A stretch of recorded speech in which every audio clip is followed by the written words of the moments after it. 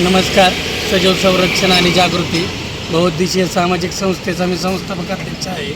बारामतीमध्ये मोठ्या प्रमाणामध्ये चायना मांजा विकला जातो की काय असा प्रश्न निर्माण होतो आहे.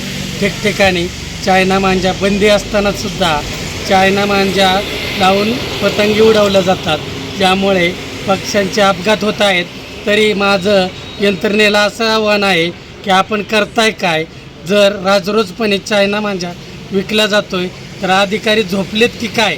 जीव गेल्यावरच अधिकारी जागे होणार का असा प्रश्न निर्माण झाला आहे. तरी अधिकाऱ्यांनी कर्तव्यदक्षता दाखवावी व तत्काळ चायना मांजा विक्रेत्यांवर गुन्हे दाखल करावे अशी सजीव संरक्षणची मागणी आहे.